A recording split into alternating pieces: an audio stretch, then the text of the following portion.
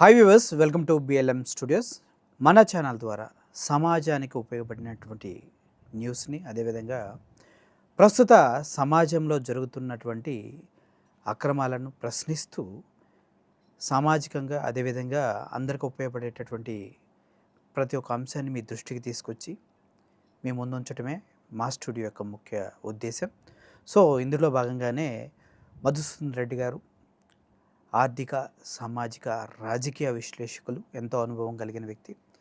ప్రతిరోజు మనతో అనేక విషయాల్ని చర్చిస్తూ ఉన్నారు. ఈరోజు కూడా రాజకీయంగా ఎటువంటి మార్పులు జరుగుతున్నాయి, దానికి కారణాలు ఏంటనే విషయాల్ని పూర్తిగా సార్ని అడిగి తెలుసుకుందాం. సార్ నమస్తే. సార్ నమస్తే. సార్, రాజకీయాల్ని మనం గమనిస్తూనే ఉన్నాం దగ్గరగా. ఈ మధ్యకాలంలో ఓట్లు చోరీ అనేది ఒక అంశం అయితే, ఇప్పుడు ఎవరైతే రాజకీయ నాయకులు, ఎమ్మెల్యే కావచ్చు, ఎంపీ కావచ్చు, ఇంకో పొజిషన్లో ఉన్నా కూడా వారు ఒక నెల కన్నా ఎక్కువ జైల్లో కనుక ఉంటే వారిని పదవి నుంచి దించేయచ్చు అనే ఒక అంశాన్ని పార్లమెంట్లో చర్చనీయాంశంగా తీసుకొస్తూ ఉన్నారు. దాన్ని బిల్లును ఆమోదించే విధంగా ముందుకు వెళ్తున్నారు అంటున్నారు. దానిపైన మీ ఒపీనియన్ ఏంటి? ఒక భారత రాజ్యాంగం ప్రకారం ఏది చేసినా మనకు భారతదేశంలో అతి పెద్ద చట్టం ఏంటంటే, మొట్టమొదటి చట్టం ఏంటంటే ఇండియన్ కాన్స్టిట్యూషన్. ఈ ఇండియన్ కాన్స్టిట్యూషన్ ప్రకారం మనం చట్టాలు తయారు చేసుకోవాలి. ప్రభుత్వంలో మనం ఉండాం కదా అని ఇష్టం వచ్చినట్టు చట్టాలు చేస్తే ఏమవుతాయంటే అవి న్యాయస్థానాల్లో లేచిపోతాయి, నిలబడవు కూడా. అయితే నేననేది ఏంటంటే, ఈ చట్టాలు మనకి ప్రధానంగా 4 వ్యవస్థలు ఉన్నాయి. ఈ 4 వ్యవస్థలో శాసన వ్యవస్థ ఒకటి, కార్యనిర్వహణ వ్యవస్థ ఒకటి, న్యాయ వ్యవస్థ ఒకటి, మనకి ఎలక్షన్ వ్యవస్థ ఒకటి ఉందన్నమాట. అంటే పార్లమెంటరీ వ్యవస్థ ఒకటి. ఈ వ్యవస్థల్లో ఇప్పుడు శాసనాలు తయారు చేసేది భారత పార్లమెంట్. ఎస్. సో ఇప్పుడు ఏమంటున్నా అంటే, ఇది సింపుల్గా చెప్పాలంటే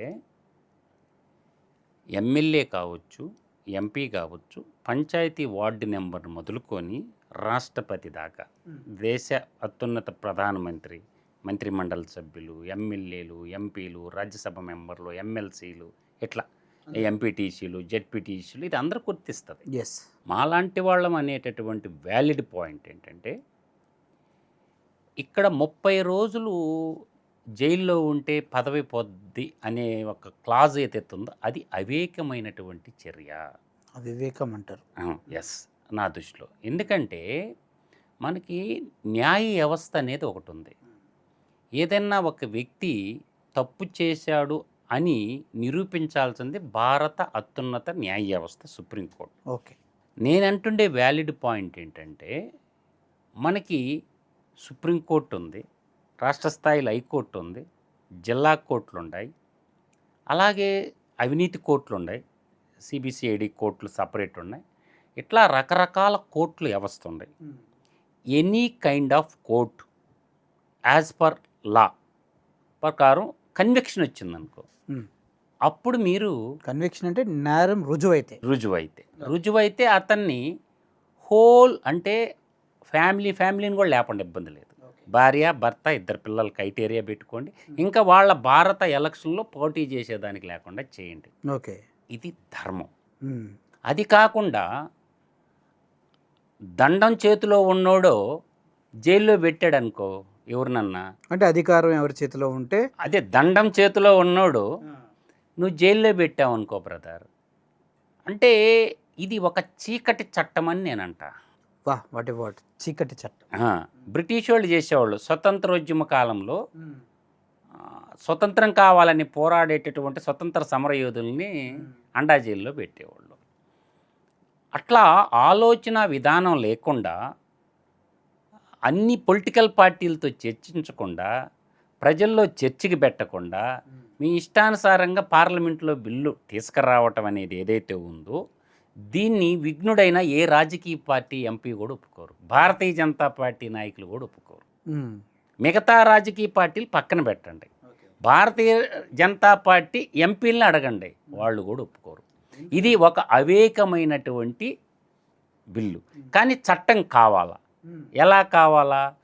మాలాంటి వాళ్ళం ఏమంటున్నా అంటే, ఇది మంచిదే, కానీ మేమంటే దాన్ని లాపకారం చేయండి, మీ ఇష్టానుసారంగా చేయకండి అని నేను అంటున్నా. ఎలా అంటున్నాము? న్యాయ వ్యవస్థలో ప్రజాప్రాతినిధ్య చట్టం ఉంది. ఈ ప్రజాప్రాతినిధ్య చట్టంలో చట్టాలు ఉంటాయి కానీ చట్టాలు యాక్ట్ చేయటం లేదు. ఎన్ని చట్టాలు చేసుకుంటే ఉపయోగం ఏముంది? చట్టాలన్నీ కూడా డబ్బున్నోడి చట్టంలో చుట్టాలు అయిపోయినాయి. ఈ భారతదేశంలో చట్టాలనేవి అందరికీ ఒకలాగా ఉండయి అనుకుంటే పొరపాటు. నేను సింపుల్గా చెప్తాను, ఒకటే చెప్తాను. పీఠిక అని రాసుకున్నారు భారత పార్లమెంట్లో, భారత రాజ్యాంగంలో. దీన్ని ప్రియాంబుల్ అంటాం మనం. ఈ ప్రియాంబుల్లోనే ఏం చెప్పారంటే, ఆనాడు పెద్దలు ఆమోదించింది, we the people of India having solemnly resolved the constitution of India into sovereign, socialist, secular, democratic republic and to secure to all its citizens. ఇది రాసుకున్నాం. తర్వాత జస్టిస్ అన్నారు, అంటే న్యాయానికి సంబంధి, సోషల్, ఎకనామిక్ అండ్ పొలిటికల్, ఇదొకటి. తర్వాత Liberty అంటే స్వేచ్ఛ అన్నమాట. Liberty of thoughts, expressions, belief, faith and worship. తర్వాత ఏమన్నాడు? ఈక్వాలిటీ అని తీసుకొచ్చాడు, సమానత్వానికి సంబంధించి. Of status and of opportunity and to promote among them all. తర్వాత fraternity, assuring the dignity of the individual and the unity and the integrity of the nation. Unity and integrity of the nation. జాతి సమైక్యతని ప్రతి ఒక్కడు కాపాడాలా.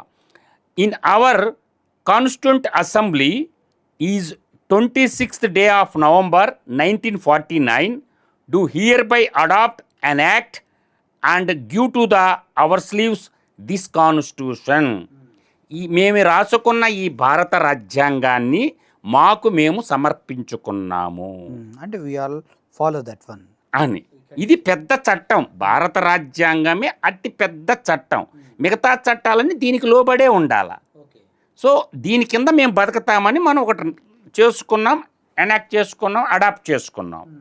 మేమనేది ఏంటంటే, ఈ రోజుల్లో ఆర్థిక ఉగ్రవాదుల్లాగా మారిపోయినారు రాజకీయ నాయకులు. చెప్పాలంటే అన్ని రాజకీయ పార్టీలు కూడా తీవ్రవాదుల సంస్థల్లాగా తయారైపోయినాయి. ఇది కూడా నేను ఎందుకు వాడుతున్నానంటే, నేను తీవ్రవాదుల కంటే ఘోరంగా తయారయ్యారు, వాళ్ళకన్నా ఘోరంగా తయారయ్యారు. ఎందుకంటున్నాను ఇంత పెద్ద మాట అంటే, ఈ మధ్య పొలిటికల్ పార్టీ వాళ్ళు ఎలక్టోరల్ బాండ్లు రూపంలో 1000 కోట్లు లూటీ చేశారు ప్రజాధనాన్ని. అంటే ఫ్యాక్టరీల దగ్గర దీన్ని బలవంత వసూళ్లే కదా ఇది. అంటే వాళ్ళకి కాంట్రాక్ట్లు ఇచ్చేసి ఒక రకంగా లంచం తీసుకోవటమే. Electoral bond is nothing but లంచం, ఒక కైండ్ ఆఫ్ లంచం. అది అఫీషియల్గా దాన్ని చట్టబద్ధత చేసుకున్నది ఎవరు? అన్ని రాజకీయ పార్టీలు వాళ్ళ మెంబర్షిప్లుగా డబ్బులు తీసుకుంటారు.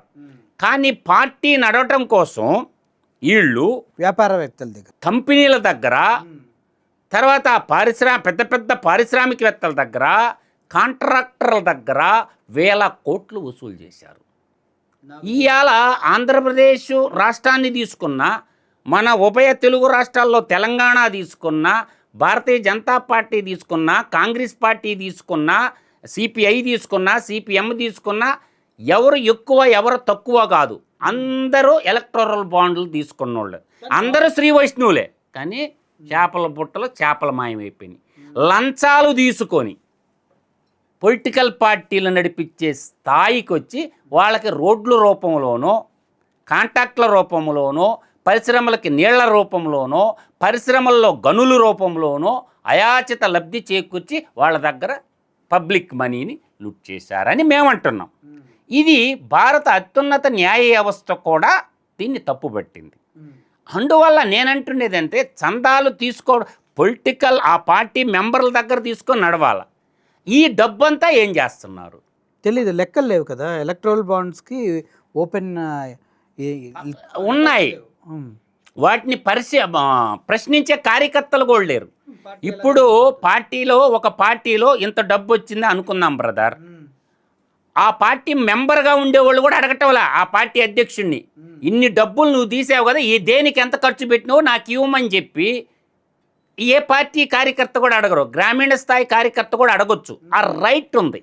నేను అంటున్నాను, ఇవాళ బీఆర్ఎస్ పార్టీ ఉంది తెలంగాణలో, దాదాపుగా 1230 కోట్లు ఎలక్టోరల్ బాండ్ల రూపంలో తీసుకున్నారు వాళ్ళు.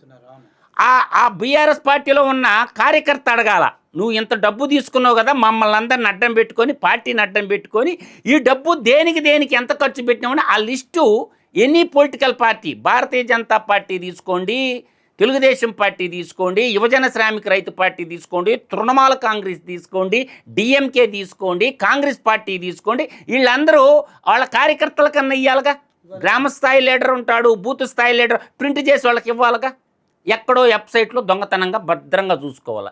ఎట్లా చూసుకుంటారు అట్లా? ఎంతమంది చూడగలరు? అంటే ఇక్కడ జస్టిస్ ఎక్కడ ఉంది? లేదు కదా. పొలిటికల్ పార్టీల్లో జస్టిస్ లేదు. ఇది ఒక పాయింట్. మనం ఓవరాల్గా వచ్చేది ఏంటంటే, ఒక కఠినమైన చట్టం అయితే కావాలి బ్రదర్. ఆ కఠినమైన చట్టం ఎలా ఉండాలంటే, ఎమ్మెల్యేలు, ఎంపీలు, మంత్రులు, ప్రధానమంత్రులు, ముఖ్యమంత్రుల్ని 30 రోజులు జైల్లో ఉంటే అలా చేయకూడదు. కన్విక్షన్ పడిన తర్వాత 30 రోజుల్లో క్లోజ్, ఇంకా పొలిటికల్గా ఇంకెప్పుడు పోటీ చేసేదానికి లేకుండా ఆయనకి జైలు శిక్షలో ఉంటారు. అలా సరి చేసుకో. వాళ్ళ ఫ్యామిలీ చేయాల, భార్య, భర్త, 2 పిల్లలు. వీడు జైల్లో ఉంటే వాళ్ళ పిల్లాన్ని గద్దెనెక్కిస్తాడు. మీకు లల్లూ ప్రసాద్ యాదవ్ జైల్లో ఉండి వాళ్ళ మిస్సెస్ని పెట్టాడు. అలా కూడా ప్రమాదం పొంచి ఉంది. కాబట్టి ఒక బలమైన చట్టాలు రాసే, దీనికంటే ముందు ఏం చేయాలంటే ఒక టైం బాండ్ పెట్టాలా. ఏదన్నా ఒక కేసు ఎఫ్ఐఆర్ అయ్యి ఛార్జ్ షీట్ ఫెయిల్ అయిన తర్వాత ఈ సెక్షన్కి ఇన్ని రోజుల్లో జడ్జిమెంట్ ఇవ్వాలా. ఇప్పుడు జగన్మోహన్ రెడ్డి కేసులో 11 సిబిఐ కేసులు, 9 ఈడీ కేసులు నమోదైంది, ప్రపంచమంతా తెలుసు. ఇప్పటి వరకు జడ్జిమెంట్ రాలా. అంటే జడ్జిమెంట్ ఇన్ని రోజులు ఎందుకు పడుతుంది అంటే ఇక్కడ న్యాయ వ్యవస్థతో కూడా తప్పు ఉంది కదా. టైం బాండ్ పెట్టుకొని చీఫ్ జస్టిస్ ఆఫ్ ఇండియా ఏం చేయాలా, ఒక టైం బాండ్ ప్రక్రియ పెట్టి ఆ కేసుకి జడ్జిమెంట్ రావాలి కదా. అంటే మనిషి చచ్చిపోయి వాడి శవం శ్మశానంలో కాలిపోయిందాక కూడా జడ్జిమెంట్ ఇవ్వకపోతే న్యాయ వ్యవస్థలో బతికున్నట్ట, చచ్చిపోయినట్ట? ఈ ప్రశ్న అందరికీ ఉంది. నాట్ ఓన్లీ జగన్మోహన్ రెడ్డి గారు, ప్రతిపక్ష ఇప్పుడు అధికార పక్షంలో ఉన్న చంద్రబాబు నాయుడు గారి కేసులు కూడా అలాగే ఉన్నాయి. అదే నేను అనేది, ఎనీ కైండ్ ఆఫ్, నేను అనేది ఒక్క జగన్మోహన్ రెడ్డి గురించి అని నేను అంటం లేదు. ఏదైనా ఒక కేసుకి టైం లిమిట్ అనేది పెట్టాలా.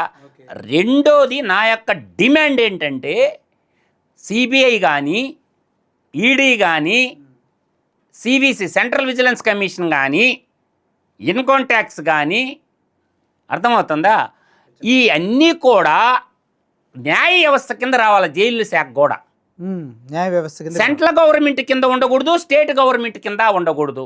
ఇప్పుడు మనకి పోలీస్ వ్యవస్థ ఉందనుకోండి, పోలీసు వ్యవస్థ, జైలు వ్యవస్థ, ఏసీబీ యాంటీ కరప్షన్ బ్యూరో, తర్వాత సిఐడి, ఈ అన్నీ కూడా ఎప్పుడైతే హైకోర్టు కిందకు వస్తాయో వాళ్ళు ఈక్వల్ జస్టిస్ చేయటానికి ఉంటుంది.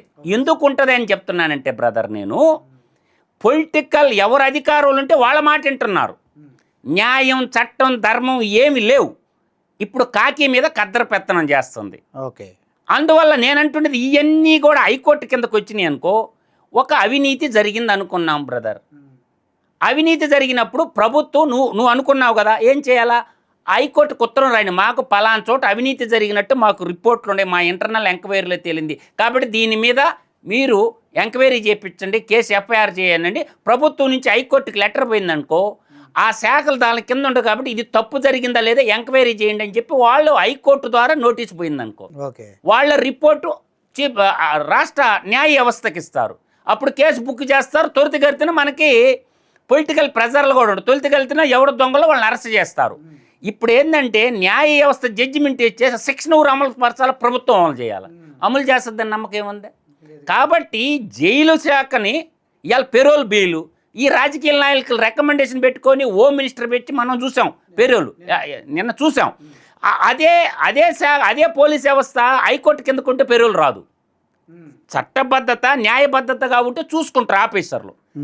అందువల్ల నేనంటుండేది ఏంటంటే, ఎలక్షన్ కూడా ఫేర్ అండ్ ఫేర్గా జరగాలన్నా కూడా మొత్తం ఈ పోలీస్ యంత్రాంగం ఏదైతే ఉందో అది న్యాయ వ్యవస్థ పరిధిలోకి రావాలా. రాష్ట్ర స్థాయిలో, దేశ స్థాయిలో ఏం చేయాలంటే ఈ ఈ ఈ సుప్రీంకోర్టు కింద పోవాలి, సుప్రీంకోర్టు మానిటరింగ్లో ఉండాలన్నమాట. అప్పుడు నీకేమవుద్దంటే అందరికి తిమ్మిరి తీరిపోద్ది. అదేవిధంగా దేశ భద్రత ఉంది, త్రివిధ దళాలు ఉన్నాయి. ఈ త్రివిధ దళాలు రాష్ట్రపతి కింద ఉంటాయి, ఓకే, ఇబ్బంది లేదు, రాష్ట్రపతి కింద ఉంటాయి. అప్పుడు నాయకులు పాలన చూసుకుంటారు, అభివృద్ధి చూసుకుంటారు, చట్టబద్ధత పాలన చేస్తారు. శాసనాలు తయారు చేసి ప్రజల అవసరాలు తీర్చేది పోయి ఈర్ష్య, దేశాలు, పగ, శత్రుత్వాలు, ఇప్పుడు వాడు దోచుకున్నాడు అంటే నేను దోచుకోవటం, ఈ దోపిడీ వ్యవస్థ ఎక్కువైపోయింది. ఒక్కనాటి బ్రిటిష్ వాళ్ళ దోపిడీ కాడికంటే స్వదేశీ పాలకుల దోపిడీ ఎక్కువైపోయింది. వాళ్లే నయం కదరా అనుకున్నారు. అందువల్ల 1977లో తరిమెళ్ళ నాగిరెడ్డి గారు ఆయన ఒక పుస్తకం రాశాడు, తాకట్లో భారతదేశం అని. మీకు అర్థమవుతుందా? ఇప్పుడు ఏమైందంటే భారతదేశ పరిస్థితి అమ్మకానికి భారతదేశం. మన అమ్మని అమ్మేస్తున్నారు బ్రదర్. ఈ రాజకీయ పార్టీలన్నీ అమ్మకానికి భారతదేశం ఇంకొక పుస్తకం రాయాలి ఇప్పుడు. అప్పుడు తాకట్లో భారతదేశం, ఇప్పుడు అమ్మకానికి భారతదేశం. ఇంత పెద్ద మాట నేను ఎందుకు అంటున్నానంటే, ఒకప్పుడు భూస్వామ్య వ్యవస్థని పారదోలాం, పట్వారీ వ్యవస్థని అన్నీ కూడా పారదోలాం. ఈ ఆలయం ఏంటంటే నయా భూస్వామి వ్యవస్థ, ఫ్యాక్టరీల పేరు చెప్పి 100 ఎకరాలు భూములు కొట్టేస్తున్నారు. 100,000 ఎకరాలు అంటే సామాన్యుడు భూమి కాళ్ళ కింద భూమి అంతా లాగేస్తున్నారు. అంటే వీళ్ళకి చట్టాలు అనుకూలంగా చేసుకొని ఇక్కడ పత్తిత్తు ఎవడూ లేడు, పత్తిత్తు ఎవడూ లేడు. అందువల్ల 7 ఎకరాల భూములు నయా భూస్వామి వ్యవస్థను, ఫ్యాక్టరీల పేరు చెప్పి నయా భూస్వామి వ్యవస్థను తయారు చేస్తున్నాం. పోనీ వీళ్ళ దగ్గర డబ్బులు ఉన్నాయంటే అవి కూడా లేవు, అవి కూడా ప్రజల డబ్బులే. నేను చెప్తుంటా అంటే ఈ భూములు ఎత్తుకొని పోయి నేషనలైజ్డ్ బ్యాంకుల్లో పెట్టేది, డిపిఆర్ ముసుగులాడ పెట్టేది, 1000 కోట్లు కొట్టేసేది. నడిస్తే వ్యాపారం నడిపిస్తారు, లేకపోతే బ్యాంక్ ఇచ్చి జంపు జలాని. ఇలా జరుగుతూ ఆ దేశాన్ని మోసం చేస్తున్నప్పుడు ఎక్కడో ఒక చోట చెక్ చేయాలంటే కఠినమైన చట్టం రావాలా. కఠినమైన చట్టం చేయాలంటే భారత అత్యున్నతమైన న్యాయ వ్యవస్థ, భారత రాజ్యాంగానికి లోపడి అత్యున్నతమైన న్యాయ 30 నెలలు జైల్లో ఉంటే నేనది అధికారంలో ఉన్నాడు 30 రోజులు జైల్లో పెట్టడం పెద్ద పైన. చంద్రబాబు నాయుడు మొన్న 53 రోజులు పెట్టిండు జగన్ జైల్లో. అంతకుముందు కాంగ్రెసు 16 నెలలు జగన్మోహన్ రెడ్డిని జైల్లో పెట్టింది. మోపిదేవి వెంకటరమణాన్ని 17 నెలలు జైల్లో పెట్టింది మినిస్టర్. అంతకుముందు మన సిసోడియాని కూడా పెట్టారు, ఢిల్లీ ఉప ముఖ్యమంత్రిని జైల్లో పెట్టారు. తర్వాత కేజ్రీవాల్ని జైల్లో పెట్టారు, మధుకోడాని జైల్లో పెట్టారు, పంజాబ్ ముఖ్యమంత్రి చౌతల్యాన్ని పెట్టారు జైల్లో. జైలుకు బానుడు రాజకీయ నాయకుడు ఎవడు అంటే దీని అర్థం ఏంటంటే ప్రాంతీయ పార్టీలు గొంతు నలుమెయ్యాలా అంటే అన్న భావం కాకుండా, మీరు లా యూనివర్సిటీలో లా చదువుకున్న ప్రొఫెసర్స్ ఉన్నారు, వాళ్ళని అడగండి చెప్తారు. వాళ్ళకు కూడా ఒక అవకాశం కల్పించండి. అందువల్ల రాజకీయ పార్టీల ద్వారా సూచనలు, సలహాలు తీసుకోండి. ఆల్ లా యూనివర్సిటీలో ప్రొఫెసర్ లా బోధించే వాళ్ళు ఉన్నారు, రాజ్యాంగాన్ని అవపోషణ పట్టినటువంటి వాళ్ళు ఉన్నారు, రిటైర్డ్ జడ్జీలు ఉన్నారు. వాళ్ళందరూ సూచనలు, సలహాలు తీసుకొని ఏం చేస్తే బాగుంటుంది అనేది లేకుండా ఏకస్వామ్యంగా చట్టాన్ని రాత్రి తెచ్చి ఎట్లా పెడతారు, అదే అర్థం కాదు. అందువల్ల ఇప్పుడు జేపీసీ వేశారు, జాయింట్ పార్లమెంట్ కమిటీ అని. దాంతోపాటు ఈ న్యాయ కోవిదులు ఎవరైతే ఉన్నారో లా యూనివర్సిటీలు, మనకి దామోదరం లా యూనివర్సిటీ ఉంది, చాలా లా యూనివర్సిటీలు ఉన్నాయి, ఢిల్లీ లా యూనివర్సిటీ ఉంది, బెంగళూరులో లా యూనివర్సిటీ ఉంది. దాంట్లో నుంచి నిష్ఠాతులను తీసుకొని ఏమి చేస్తే బాగుంటుంది, ఎలా చేస్తే బాగుంటుంది అని ప్రజల నుంచి కూడా ఒక వెబ్సైట్లో సూచనలు, సలహాలు ఇవ్వమని చెప్పండి. కుప్పలు తెప్పలుగా వచ్చేస్తాయి సూచనలు, సలహాలు. ఆ చట్టాన్ని ఎత్తుకొని పోయి భారత పార్లమెంట్లో చర్చకి పెట్టండి. చర్చకి పెట్టి అప్పుడే చట్టాన్ని ఆమోదించండి. చట్టం చెయ్యొద్దని ఎవరు అంటంలా, రాజకీయ నాయకులు అవినీతి పరులు భర్తం పట్టొద్దని ఎవరు అంటంలా. కానీ చీకటి చట్టం తెచ్చి పక్క పార్టీలను చంపేయాలా అన్న కోణంతో చట్టాన్ని చేయటం అనేది ధర్మబద్ధమైంది కాదు, హేతుబద్ధమైనది. దీనివల్ల ఏమవుద్దో చెప్పనా, మాయోయిజం అలాగే పుట్టింది, నక్సలిజం అలాగే పుట్టింది, అన్ని ఇజాలు పుడతాయి, అప్పుడు తట్టుకోలేరన్నమాట. అందువల్ల బలవంతంగా ఏ చట్టం కూడా ఒప్పుకోదు. కాబట్టి భారత పార్లమెంట్లో 2/3 మెజార్టీ రావాలి. అంటే పార్లమెంట్ అంటే ఇటు లోక్సభ, అటు రాజ్యసభ. అందువల్ల నిన్నగాక మొన్న మన కళ్ళ ముందు చూసాము, ధన్ఖడ్ నీతిమంతుడు అవినీతిమంతుడు. ఎందుకు రాజీనామా చేశాడు ధన్ఖడ్? ఎందుకు చేశాడు ఒక జడ్జి లంచాల తీసుకున్న అభిశంస తీర్మానాన్ని రాజ్యసభలో ప్రవేశపెట్టినందుకు మాకు చెప్పకుండా నిర్ణయం తీసుకుంటామని చెప్పి ఆయన చేత బలవంతంగా రాజీనామా చేయించిన మాట వాస్తవమా కాదా? గట్టిగా మాట్లాడుతున్నారు, వాయిస్ నొక్కడే ప్రయత్నమే కదా. అందువల్ల ఆయన న్యాయకోవిదుడు. ఏది ఆయన ఎందుకు ఆయన్ని రిజైన్ చేయించారు? ఇవాళ అంటే ఎవరినైనా ఇప్పుడు వడ్డిచ్చేవాడు మనోడైతే చివరి వరుసలో కూర్చున్నా లడ్డు వస్తుందని ఒక సామెత ఉంది కదా. అట్లా ఈరోజు సిబిఐ కేంద్ర హోంశాఖ కింద ఉంటుంది, ఎన్ఫోర్స్మెంట్ డైరెక్టరేట్ కేంద్ర ఫైనాన్స్ శాఖ కింద ఉంటుంది, స్వతంత్ర దర్యాప్తు సంస్థలు కానే కాదు. వాళ్ళకి నచ్చని వాళ్ళ మీద ఐటీ శాఖ పరిగెత్తద్ది, అన్ని పరిగెత్తుతూ ఉంటాయి. రాష్ట్రంలో ఏసీబీ పరిగెత్తద్ది, సిఐడి పరిగెత్తద్ది. అట్లా రకరకాలైనటువంటి విషయాలు ఉన్నాయి. కాబట్టి మీరు అడిగిన దానికి నేను క్లారిటీగా చెప్తా. ఏం చెప్తున్నానంటే మంచి చట్టాన్ని తీసుకురండి. దేశాన్ని ముంచే చట్టం, ప్రతిపక్ష పార్టీలను ముంచే చట్టాలు వద్దు.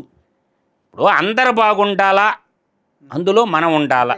ఇప్పుడు ఈ సెంట్రల్ గవర్నమెంట్ బీజేపీ ఈ చట్టం తీసుకురావటం వెనక అసలు కథ కమామి షో ఏంటంటే, ఎవరైనా లోకల్ పార్టీలు, చంద్రబాబు నాయుడు గారు కావచ్చు, ఇటు నితీష్ కుమార్ కావచ్చు, ఇటు పొరపాటున జగన్మోహన్ రెడ్డి కావచ్చు, వీళ్ళు ఎవరైనా కొంచెం నోరెత్తితే లోపలేసి 30 రోజులు కేల్ కథంరా అంటానికే కదా. అందువల్లే ఈ అంత అవేకులు ఎవరు లేరు. అంత చేస్తామంటే రౌడీయుజం కుదరదు. కానీ భారత రాజ్యాంగం ఒకటి ఉంది, న్యాయ వ్యవస్థలు కొన్ని ఉండే, రాజ్యాంగానికి లోబడే ఉండాలా, బిల్లు పాస్ అవ్వాలా. మీరు ప్రియాంబుల్ చదివారు సార్, నాకు అందుట్లో సెక్యులరిజం, సోషలిజం, అదేవిధంగా ఫ్రీడమ్ ఆఫ్ స్పీచ్ అన్నీ ఉన్నాయి. అసలు సెక్యులరిజం, సోషలిజం పదాలు తీసేయమనే బీజేపీ కేసులు వేసిన సందర్భాలు ఉన్నాయి. ఇక్కడ ఎందుకంటే కొన్ని పదాలు మధ్యలో చేర్చారు. భారత రాజ్యాంగం మొట్టమొదట ఉన్నప్పుడు 76లో కొన్ని పదాలు చేర్చారు. 77లో ఇది వచ్చేసరికి మీకు యూనిటీ ఆఫ్ ది నేషన్ అనేది 3/1/1977లో చేర్చారు. అంటే భారత రాజ్యాంగం యొక్క దుస్థితి, నేటి పరిస్థితి ఏంటంటే, ఇది డే 1 నుంచి కూడా నచ్చని పేజీల్లా జింపేసుకుంటా వచ్చారు. ఒరిజినల్ రాజ్యాంగం లేదు. ఇప్పుడు అమెండ్మెంట్ ఎంత? 130 ఇప్పుడు జరిగేది 42వ రాజ్యాంగ సవరణ ద్వారా కొన్ని పదాలు యాడ్ చేశారు. అర్థమవుతుందా మీకు? అట్లా భారత రాజ్యాంగాన్ని ఆయా కాలాలకు అనుగుణంగా ఎవడికి నచ్చింది వాడు చేర్చుకుంటా వచ్చి. ఇప్పుడు మీరు మీరు చెప్పిందా కదా, ఇప్పుడు సెక్యులర్, సోషలిస్ట్ ఈ భావజాలాలు ఇప్పుడు అమెండ్మెంట్ మన రాజ్యాంగంలో ఉండొచ్చా, తీసేయచ్చా మీ ప్రకారం? నేను అనేది ఏంటంటే, సార్వభౌమాధికారం దేశానికి ఉండాలా. సోషలిజం, సెక్యులరిజం, డెమోక్రటిక్ అంటే రిపబ్లిక్ అనే పదం, డెమోక్రటిక్ అనే పదం, మనకి సావర్జన్ అనే పదం, ఈ 3 పదాలు సరిపోతాయి. ఖచ్చితంగా సరిపోతాయి. ఈ 3 పదాలు స్టార్టింగ్లో ఉన్న పదాలే. వీళ్ళు ఏం చేశారంటే వాళ్ళకు అనుకూలంగా మార్చుకుంటా కాలానుగుణంగా మార్చుకుంటా వచ్చేసారనమాట. అందువల్ల ఏంటంటే ఈ భారతదేశంలో భారతీయ జనతా పార్టీ యొక్క వ్యూహం ఏంటంటే, భారతదేశాన్ని అధ్యక్ష తరహా పరిపాలనలోకి తేవాలనేది వాళ్ళ యొక్క మెయిన్ అంబిషన్. సో వాళ్ళు ఒక్కొక్క స్టెప్ ఒకటి చేసుకుంటూ వస్తున్నారు. ప్రపంచంలో 2 ప్రజాస్వామ్య దేశాల్లో, ఒకటి అమెరికా, అధ్యక్ష తరహా ప్రజాస్వామ్యం ఉంటుంది. అవునండి. ఇక్కడ భారతదేశము మనకేముందంటే పార్లమెంటరీ ప్రజాస్వామ్యం ఉంటుంది. ప్రధానమంత్రి దానికి నాయకత్వం ఇస్తారు, కలెక్టివ్ డిసిషన్ ఉంటుంది, క్యాబినెట్ ఉంటుంది. సుప్రీం పవర్ అంతా ప్రధానమంత్రి దగ్గర ఏముండదు, అది క్యాబినెట్ ఉంటుంది అనమాట. వాళ్ళకి అధ్యక్ష తరహా పాలన, అధ్యక్ష తరహా అమెరికా అదే, మనది ఏంటంటే పార్లమెంటరీ తరహా ప్రజాస్వామ్యం అనమాట. ఈ 2 వ్యత్యాసాలు.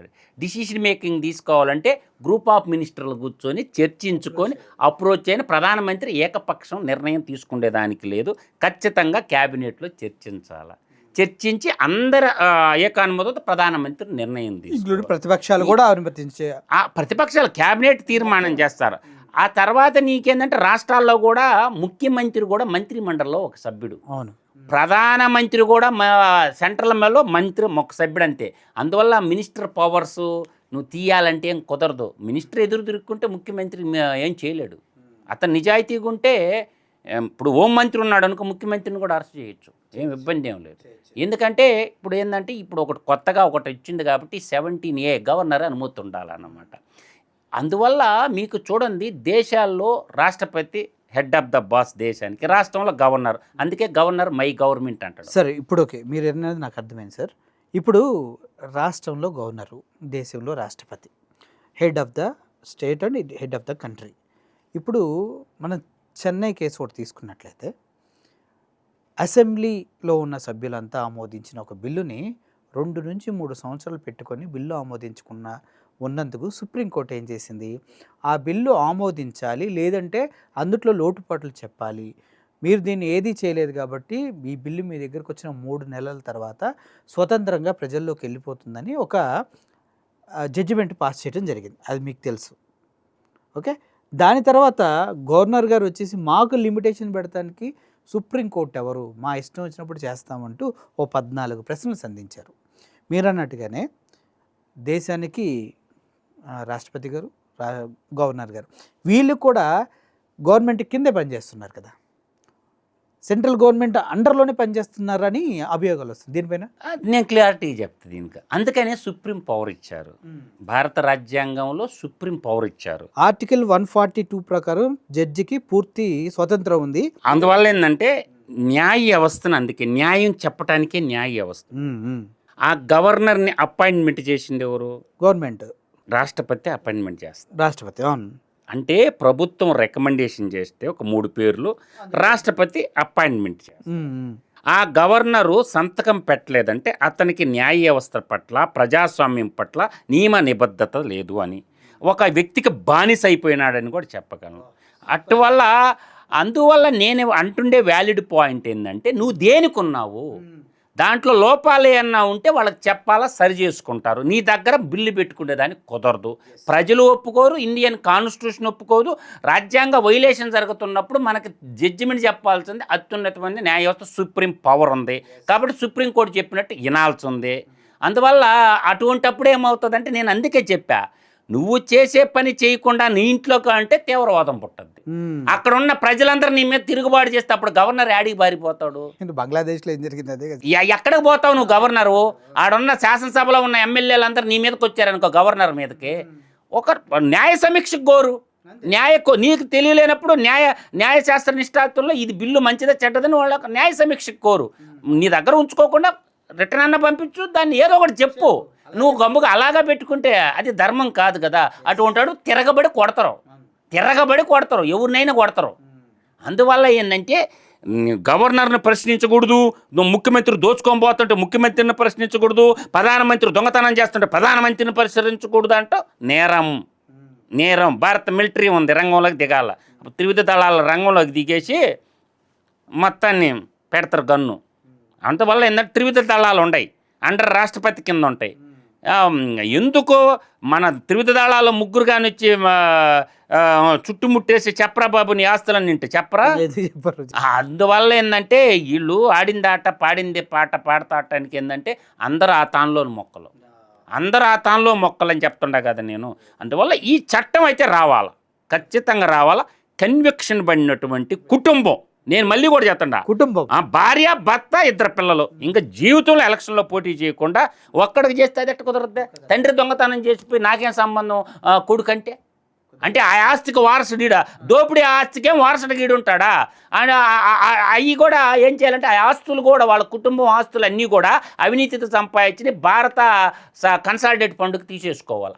వాళ్ళ ఆస్తులు అన్నీ కూడా ప్రభుత్వం లాగేసుకోవాలి. ఇటువంటి నిర్ణయాలు తీసుకోగలదా మరి గవర్నమెంట్? అవి చెయ్యాలి కదా, అది చేయమనే కోరుకుంటున్నారు ప్రజలు. అందువల్ల ఏంటంటే ఇది 30 రోజులు జైల్లో ఉండే అనేది పక్కన పెట్టాలా. కన్విక్షన్ ఫాస్ట్ ట్రాక్లో అంటే ప్రజాప్రతినిధులకు సపరేట్ కోర్టులు పెట్టి day by day trial run నడిపి 6 నెలలు పెట్టండి, లేకపోతే 12 నెలలు పెట్టండి, సంవత్సరం పెట్టండి. 12 నెలల్లో జడ్జిమెంట్ ఇచ్చేసేయండి. అవినీతి పరుడు కాదంటే, నువ్వు వ్యక్తిగతంగా ఇతను సపోర్ట్ చేయలేదు అని జైల్లో పెట్టేసి నీ ఎమ్మెల్యే పదవి పోయిందంటే అది ధర్మం కాదు, అది రాజ్యాంగబద్ధం కూడా కాదు. దాన్ని న్యాయకోవిదుడు ఏ అమాయకుడు కూడా ఒప్పుకోడు. చివరికి నేను చెప్తా, రోడ్డు మీద పేపర్లు ఏరుకుండేవాడు కూడా ఒప్పుకోడు. అటువంటి బిల్స్ తీసుకొస్తున్నారు. చూశారు కదా, మధుసూదన్ రెడ్డి గారితో మాట్లాడితే ప్రతి విషయానికి ఎంత క్లారిటీగా స్పష్టంగా బయాస్డ్గా ఒకవైపు లేకుండా సెంటర్గా ఎలా చెప్తారో ఇప్పుడు ఇన్ని టాపిక్స్ మాట్లాడాం. ఇన్ని టాపిక్స్లో కూడా ఏ పార్టీకి అనుబంధంగా ఉండదు, ప్రజాపక్షంగానే తన వాయిస్ ఉంటుంది. తను మాట్లాడే ప్రతి మాట తూటాలా పేలినా అది ప్రజాహితం కోసమే అనేది మాత్రం వాస్తవం. అందుకే ప్రతిరోజు మధు గారు మన ముందుకు వచ్చి మంచి మంచి విషయాలు మీకు చెప్తూ ఉన్నారు. Sir, thank you for your valuable information. Thank you. మా ప్రేక్షకులకు కూడా చాలా ఉపయోగపడుతుంది. ఇటువంటి వాల్యుబుల్ కంటెంట్ మీకు అందించడం కోసమే మా బిఎల్ఎం స్టూడియోస్ ఎప్పుడు రెడీగా ఉంటాయి. మరొకసారి మధు గారికి హృదయపూర్వకంగా థ్యాంక్స్ చెప్పుకుంటూ సార్, నమస్తే సార్.